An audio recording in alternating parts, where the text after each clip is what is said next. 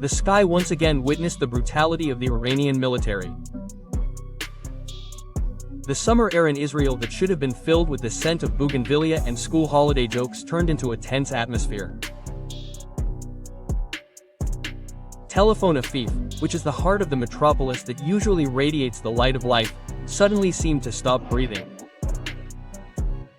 In many Israeli homes, especially in Tel Aviv and Jerusalem, the underground house is no longer just a dusty old warehouse. Since the attack began, the rooms have turned into shelters and even the only boundary between life and death.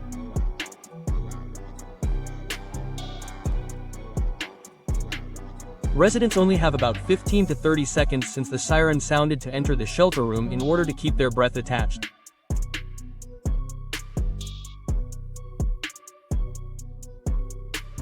The Iranian Revolutionary Guard released footage of a missile attack on Israel.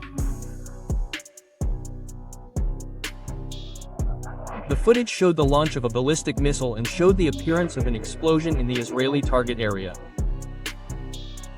And this is the day when Israel changed its face.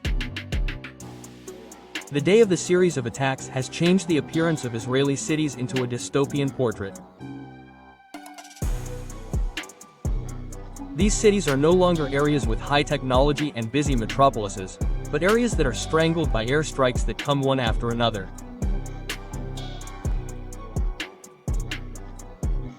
The cities here, which for years have been symbols of strength and stability, now look exactly like the photos of Gaza that have filled the news. Even residents who emerge from their shelters seem to walk like ghosts. They are slow, hesitant, and wary at all times.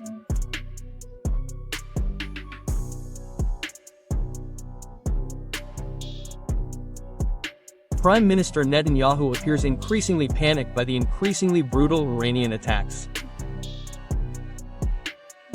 Especially after an Iranian missile exploded in the parking lot of Soroka Medical Center, the largest hospital in the Negev city on June 19.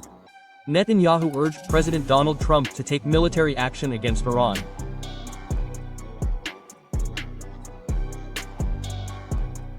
He stressed that Iran is now a major threat and Israel expects the United States to provide active support to prevent further attacks.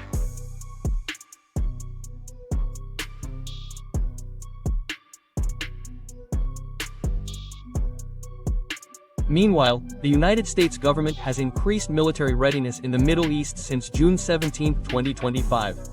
They have moved dozens of F-16 units from Italy to Saudi Arabia, stationed the USS Calvinson and its supporting fleet in the Arabian Sea, and deployed the USS Nimitz from the Indo-Pacific region. 2 destroyers are also on standby to protect Israel. The United States Defense Secretary emphasized that this deployment is intended to strengthen diplomatic and military options, especially to protect some 40,000 United States personnel from potential Iranian missile attacks. However, the U.S. Defense Minister did not provide detailed explanations regarding the possibility of direct U.S. military involvement in the war between Iran and Israel.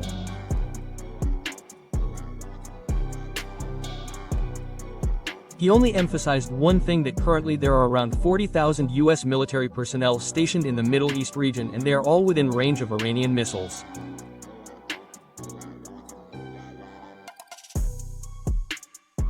Meanwhile, a report from Sky News showed a spike in U.S. military flight activity in recent days. More than 30 fighter jets were monitored actively in the European region and the Mediterranean Sea. A sign that air mobilization is taking place on a large scale.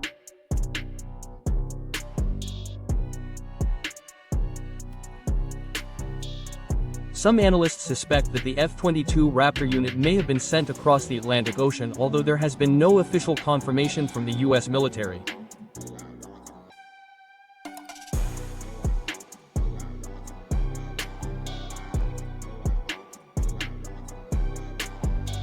On the other hand, in response to U.S. involvement, Iran warned that any U.S. intervention in the conflict with Israel would risk becoming an all-out war as the two sides exchanged attacks for the 6th day in a row.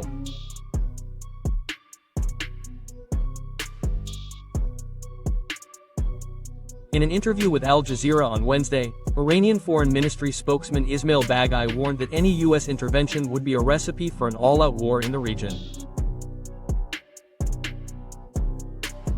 And this warning was issued as the two sides fired at each other for the sixth day.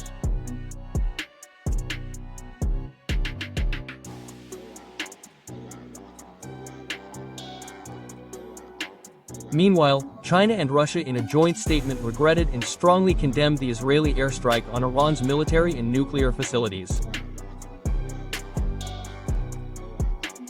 They emphasized that such actions violate the United Nations Charter and international legal norms. Vladimir Putin and Xi Jinping agreed that the Iranian problem, especially related to nuclear, cannot be resolved through violence. They called for a political solution in negotiations and called for an immediate ceasefire, especially from Israel, to avoid regional escalation.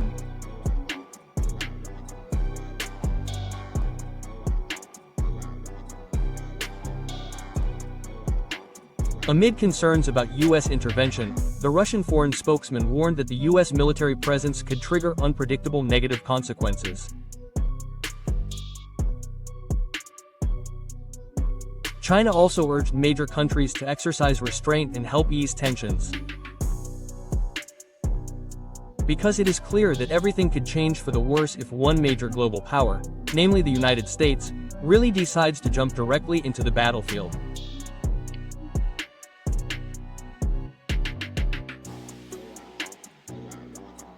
So far, Iran has not received military assistance from anyone. But it seems that they will be determined to continue fighting bravely even if they have to be alone.